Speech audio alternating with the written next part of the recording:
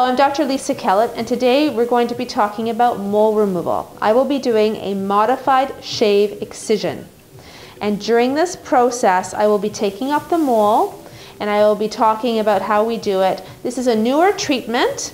It's a very good treatment. It does not involve stitches, so it's great for the patient, heals faster, and also the mark that you end up with is much better. It is very, very important if you have a mole that you want to get removed to either see a dermatologist or a plastic surgeon.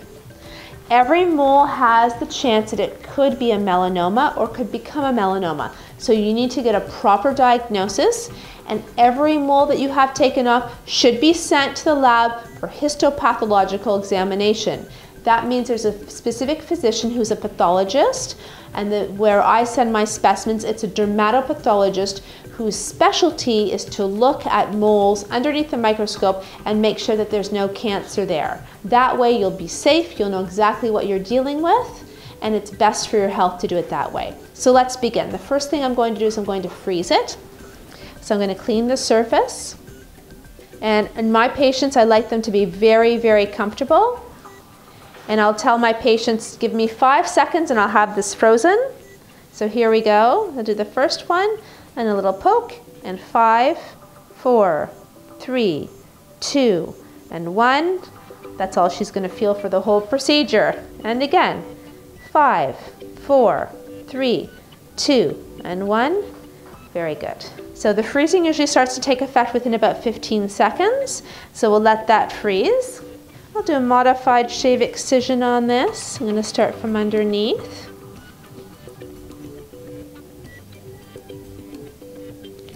And I just take a very small amount. After I take the moles off, I do send them once again for histopathological examination. And I also do something called electrodesiccation at the base. It basically means that after I take it off, it's going to leave a very nice result. Again, I just like it to be perfect, nice and smooth, so that afterwards it'll be very, very difficult for anyone to tell where the moles were removed. Okay, so this is a nice one to see, just a nice close-up of how that came off. So there's the mole there. The mole site is gone. The mole itself is gone, and there's what you're left with. So the next step, now I could stop here, but as I said, I'm very picky with how I do things. I want it to be perfect for her. I'm going to use some heat, something called electrodesiccation. And the electrodesiccation is going to help to make it nice and smooth. So I'm going to apply some heat here, and that's just going to burn some of the tissue here, and just to make it nice and flat.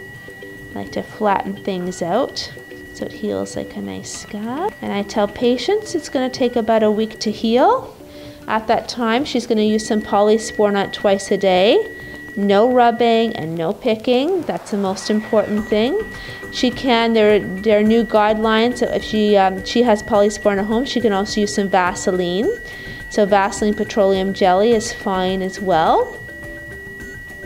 And that is always put on a clean Q-tip. Never touch your finger to the applicator of anything that you're putting on the skin if it's an open wound, because you do not want to contaminate the wound. So always use a clean Q-tip. Once that Q-tip touches the skin, you discard that. If you need to get more, use a clean Q-tip.